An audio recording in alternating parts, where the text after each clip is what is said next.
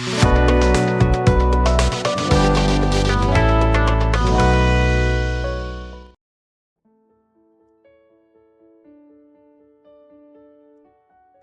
pagi, Salam, Bapak Ibu, Saudara-saudari yang diberkati Tuhan. Selamat berjumpa kembali dalam Renungan Harian Toraya, edisi Selasa 4 Februari 2025. Sebelum kita melakukan aktivitas kita hari ini, mari kita membaca dan merenungkan firman Tuhan. Namun sebelumnya mari kita berdoa. Bapa di surga, Bapa yang kami sembah dalam Yesus Kristus, Tuhan dan Juru Selamat kami, kepadamu pada saat ini Tuhan, kembali kami bersyukur atas segala kasih dan penyertaan Tuhan yang kami alami dalam kehidupan kami. Secara khusus Tuhan sudah membangunkan kami dengan tubuh yang kuat dan sehat hari ini untuk melakukan tugas dan tanggung jawab yang Tuhan berikan. Ya Tuhan, kami rindu membaca dan merenungkan firman-Mu menjadi landasan kehidupan kami hari ini. Kuasai kami dengan Roh Kudus-Mu ya Tuhan, tuntun kami sehingga kami boleh mengerti kehendak-Mu. Bapa, berfirmanlah kepada kami, sesungguhnya kami sudah siap mendengarkan firman-Mu. Dalam nama Tuhan kami Yesus Kristus kami berdoa. Amin. Bagian firman Tuhan yang akan kita baca bersama dari 2 Raja-Raja pasal 5 ayat 1 sampai 14. Firman Tuhan berbunyi demikian. Naaman, panglima Raja Aram, adalah seorang terpandang di hadapan tuannya dan sangat disayangi, sebab oleh dia Tuhan telah memberikan kemenangan kepada orang Aram. Tetapi orang itu seorang pahlawan tentara sakit kusta. Orang Aram pernah keluar bergerombolan dan membawa tertawan seorang anak perempuan dari negeri Israel. Ia menjadi pelayan pada istri Naaman. Berkatalah gadis itu kepada nyonyanya, sekiranya tuanku menghadap nabi yang di Samaria itu, maka tentulah nabi itu akan menyembuhkan dia dari penyakitnya. Lalu pergilah Naaman memberitahukan kepada tuannya. Katanya, begini-beginilah dikatakan oleh gadis yang dari negeri Israel itu. Maka jawab Raja Aram, baik, pergilah dan aku akan mengirim surat kepada Raja Israel. Lalu pergilah Naaman dan membawa sebagai persembahan 10 talenta perak dan 6.000 sekal emas dan 10 potong pakaian. Ia menyampaikan surat itu kepada Raja Israel yang berbunyi, sesampainya surat ini kepadamu, maklumlah kiranya bahwa aku menyuruh kepadamu Naaman, pegawaiku, supaya engkau menyembuhkan dia dari penyakit kustanya. Segera sudah Raja Israel membaca surat itu, dikoyakkannya pakaiannya serta berkata, Allahkah aku ini yang dapat mematikan dan menghidupkan, sehingga orang ini mengirim pesan kepadaku supaya kusembuhkan seorang dari penyakit kustanya? Tetapi sesungguhnya, perhatikanlah dan lihatlah, ia mencari gara-gara terhadap aku. Segera sesudah didengar Elisa, abdi Allah itu, bahwa Raja Israel mengoyakkan pakaiannya, dikirimnyalah pesan kepada Raja bunyinya, mengapa engkau mengoyakkan pakaianmu? Biarlah ia datang kepadaku supaya ia tahu bahwa ada seorang nabi di Israel. Kemudian datanglah Naaman dengan kudanya dan keretanya, lalu berhenti di depan pintu rumah Elisa. Elisa menyuruh seorang suruhan kepadanya, mengatakan, pergilah mandi 7 kali dalam sungai Yordan, maka tubuhmu akan pulih kembali sehingga engkau menjadi tahir. Tetapi pergilah Naaman dengan gusar sambil berkata, Aku sangka bahwa setidak-tidaknya ia datang keluar dan berdiri memanggil nama Tuhan Allahnya, lalu menggerak-gerakkan tangannya di atas tempat penyakit itu, dan dengan demikian menyembuhkan penyakit kustaku. Bukankah Abana dan Parpar, sungai-sungai Damsik, lebih baik dari segala sungai di Israel? Bukankah aku dapat mandi di sana dan menjadi tahir? Kemudian berpalinglah ia dan pergi dengan panas hati. Tetapi pegawai-pegawainya datang mendekat serta berkata kepadanya, "Bapak, seandainya nabi itu menyuruh perkara yang sukar kepadamu, bukankah Bapak akan melakukannya? Apalagi sekarang ia hanya berkata kepadamu, mandilah dan engkau akan menjadi tahir."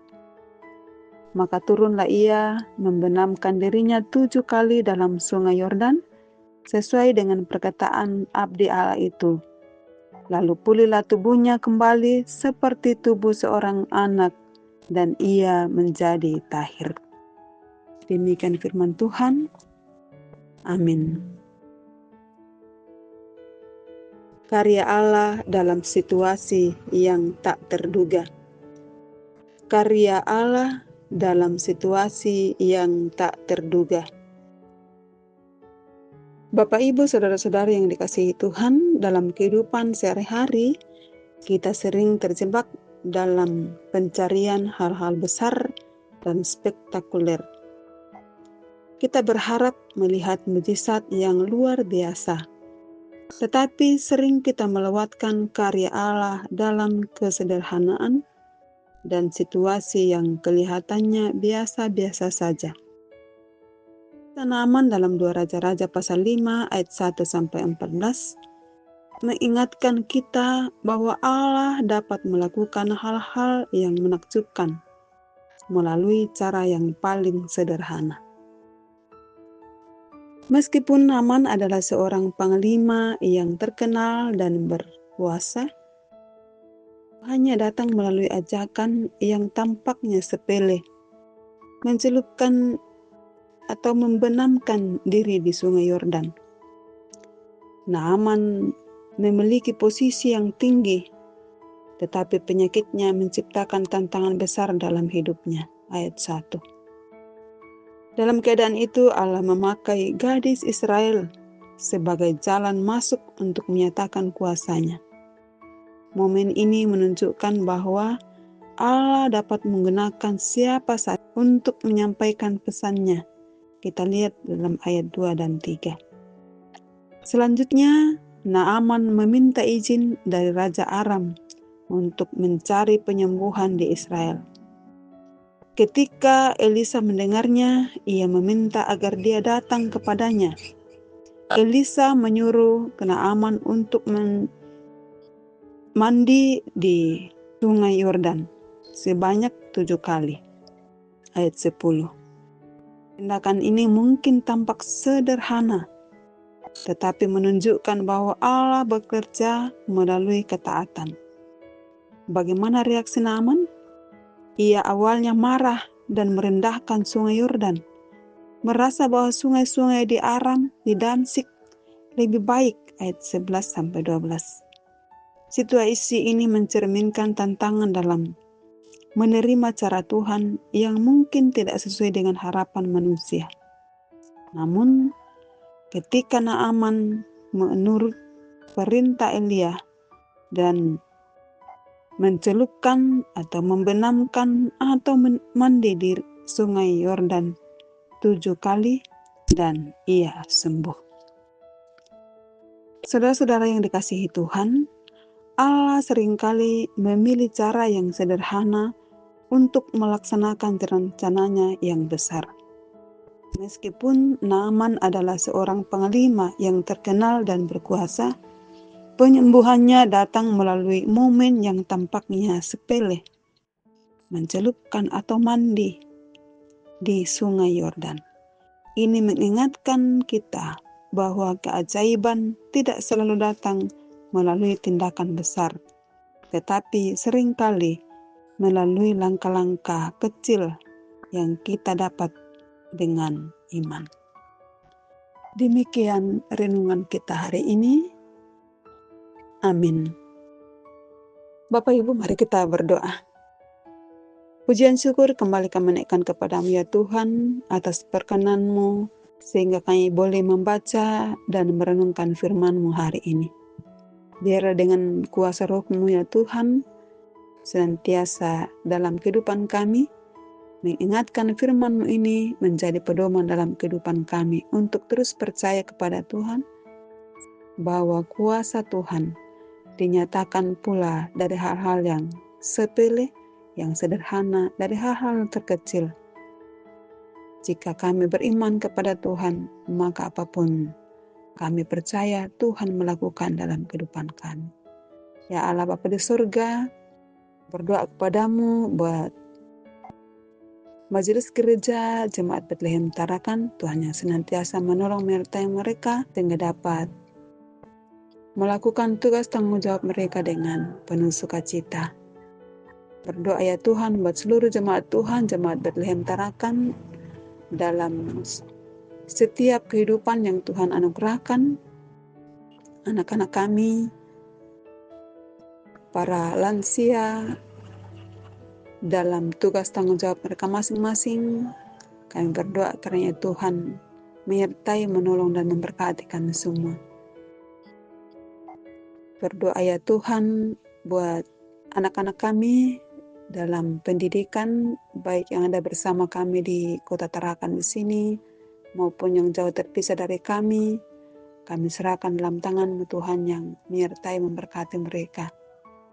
Berdoa bagi mereka yang belum mendapat pekerjaan, Tuhan yang membuka jalan bagi mereka, Tuhan, memberikan kesabaran kepada mereka, sehingga mereka boleh dengan tekun menantikan jawaban-jawaban Tuhan dalam kehidupan mereka.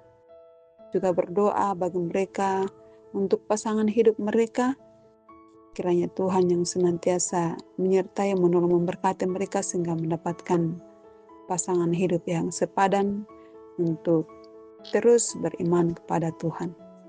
Bapa di surga, berdoa kepadamu buat pemerintah bangsa dan negara kami secara khusus di kota kami, Kota Tarakan. Kami serahkan dalam tangan-Mu. Tuhan memberkati setiap pemerintah, sehingga dengan hikmat daripada-Mu ya Tuhan, menjalankan tugas-tugas tanggung jawab mereka dengan baik dalam kehidupan bangsa dan negara kami, sehingga boleh aman dan tenteram. Kami berdoa terus kepadamu Tuhan, bencana-bencana yang terjadi di mana saja kami berdoa, Tuhan yang senantiasa memberikan kami kesiapsiagaan, terus percaya kepadamu, Tuhan senantiasa menolong menyertai kami semua. Terima kasih Bapa, doa kami kepadamu, syukur kami, permohonan kami serahkan dalam nama Tuhan kami Yesus Kristus. Itulah Tuhan dan Juru Selamat kami yang hidup. Amin.